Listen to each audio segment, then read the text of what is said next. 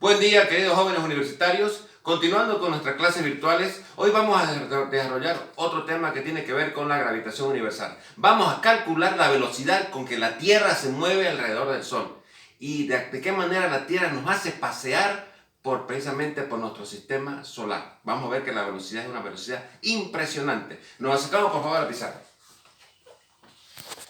Tenemos nosotros que el Sol forma el centro de nuestro sistema, ¿no? Y todos los planetas giran alrededor del Sol, ya eso lo sabemos, dando órbitas elípticas. Pero se ha demostrado científicamente que los planetas que están más cerca del Sol, Mercurio, Venus y la Tierra, prácticamente el movimiento casi es circular, con una pequeña excentricidad que lógicamente que lo convierte en una pequeña elipse, ¿cierto? Pero para evaluar la velocidad promedio con la cual la Tierra se mueve alrededor del Sol, vamos a utilizar los conceptos de movimiento circular uniforme, ¿cierto? Entonces tenemos nosotros, vamos a igualar dos grandes ecuaciones que tienen que ver con la fuerza de gravitación universal de Isaac Newton, la fuerza de gravitación de Newton, la fuerza con que el Sol o una masa grande atrae una masa pequeña, en este caso el Sol, atrae la Tierra, viene dada por la fuerza de Newton, y eso la igualamos a la fuerza centrípeta.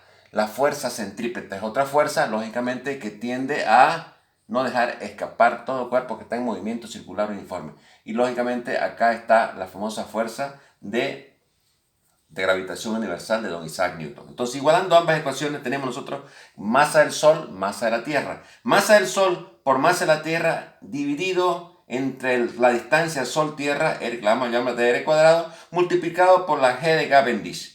Va a ser igual a la masa por la aceleración centrípeta. ¿Correcto? Entonces tenemos nosotros masa del Sol por masa de la Tierra, R cuadrado por G de Cavendish, masa de la Tierra, aceleración centrípeta, nosotros sabemos que es la velocidad tangencial con la que se mueve alrededor del movimiento circular uniforme partido entre el radio.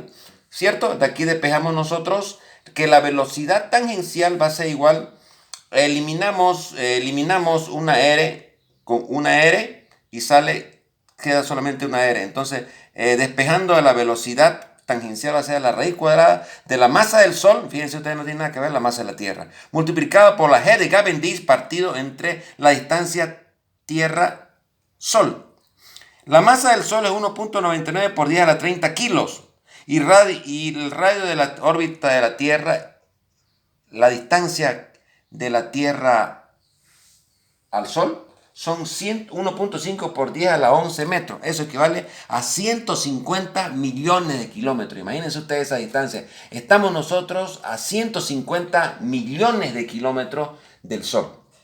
Bien, correcto. Entonces, siguiendo con el ejercicio de aplicación, tenemos nosotros acá que la velocidad tangencial va a ser igual a la raíz cuadrada, que la acabamos de demostrar, de G de Cavendish, masa del Sol partido entre R. Reemplazando los valores, la G de Cavendish, la constante de gravitación universal de Cavendish, va a ser 6.67 por 10 a la menos 11 newton metro cuadrado partido entre kilogramos cuadrados. Por la distancia, la masa del Sol, que es 1.99 por 10 a la 30, dividido entre la distancia Tierra-Sol, que va a ser 1.5 por 10 a la 11. Eso me sale la velocidad tangencial, la velocidad con que la Tierra se mueve alrededor del Sol va a ser igual a 3 a la 4 metros por segundo. Eso equivale a 30 kilómetros por segundo. Nos estamos moviendo a 30 kilómetros por segundo. Eso equivale, si lo transformamos a kilómetros por hora, que es una velocidad que estamos acostumbrados nosotros a sentir, eso me sale 108.000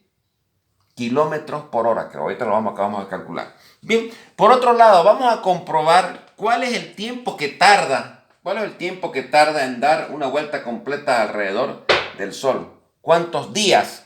Entonces nosotros sabemos que es un movimiento circular uniforme, una velocidad constante, entonces va a ser 2pi radio partido entre periodo. Entonces despejo el periodo, el tiempo que tarda en dar una vuelta completa alrededor del Sol va a ser 2pi multiplicado por la distancia Tierra-Sol dividido entre la velocidad que la acabamos de calcular ahorita.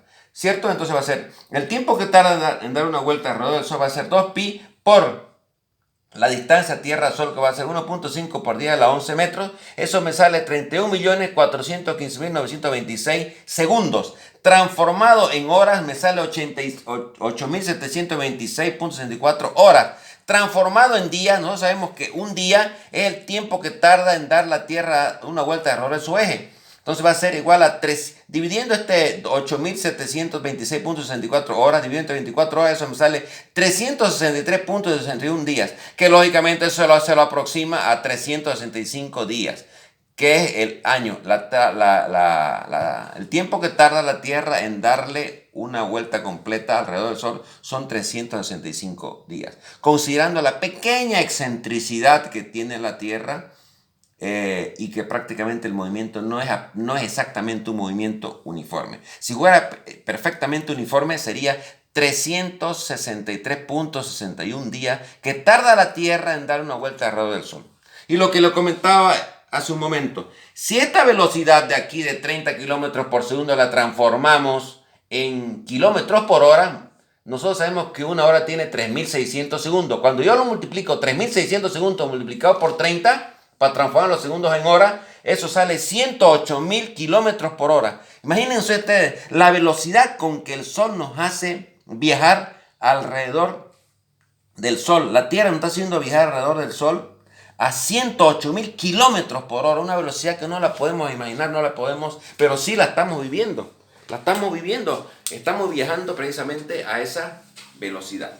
¿Correcto? Por otro lado, tenemos nosotros acá que la velocidad, volviendo nuevamente a las expresiones anteriores, que la velocidad tangencial al cuadrado, despejando esta expresión de aquí, la elevo al cuadrado y despejo la raíz, va a ser masa del Sol, G de Cavendish dividido entre R.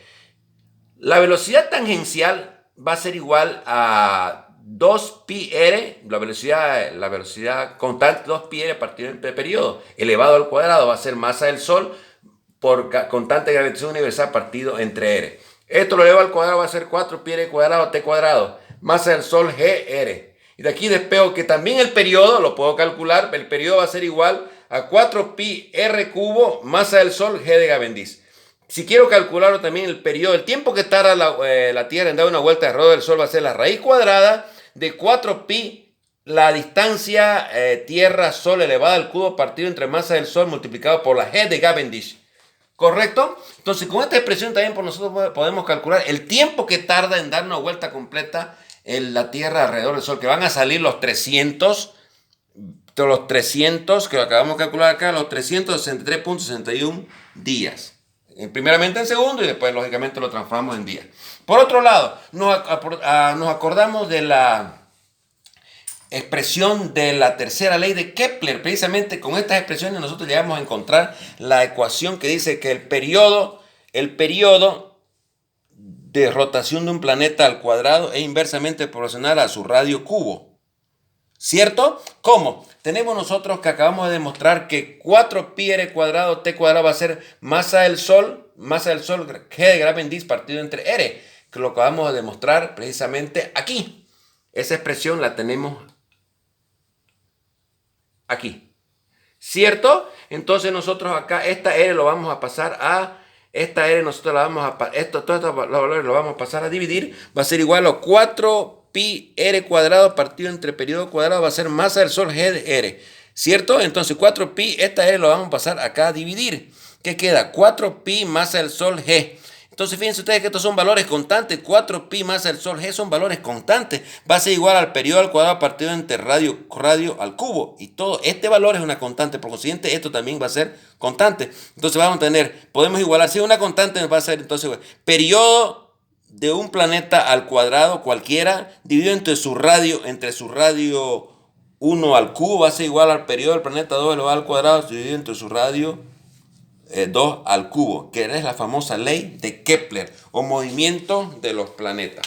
Nosotros sabemos que Kepler, ¿qué estudió? Kepler estudió el movimiento de los planetas alrededor del Sol. Enunció su primera ley de Kepler, la segunda ley de Kepler y en este caso estamos viendo la tercera ley de Kepler. Recordando un poco los conceptos que son las leyes de Kepler, Kepler dijo que todos los planetas giraban alrededor del Sol en órbitas elípticas, ¿no es verdad? Los que están más cerca del Sol, el movimiento tiende a ser un movimiento prácticamente circular. Por ello que a través de ahí nosotros podemos demostrar la velocidad tangencial y al mismo tiempo el periodo que tarda la Tierra en darle una vuelta alrededor del Sol. Los planetas que están más cerca alrededor del Sol ya sabemos nosotros que son Mercurio, el más cerca, Venus y después viene Tierra. Nosotros estamos en la tercera órbita de rotación alrededor del Sol. ¿Correcto? La segunda ley de Kepler dice que los planetas barren áreas iguales en tiempos iguales. ¿Cómo se mueven alrededor del Sol los planetas barriendo áreas iguales en tiempos iguales? Y la tercera ley de Kepler, que la acabamos de mostrar aquí, que dice que el periodo de un planeta elevado al cuadrado dividido entre su radio medio al cubo es igual al periodo de otro planeta elevado al cuadrado sobre su radio medio al cubo, que son las tres leyes famosas de Don Kepler.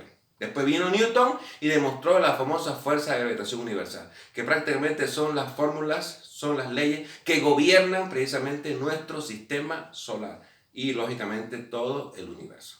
Muchas gracias por su atención, queridos jóvenes.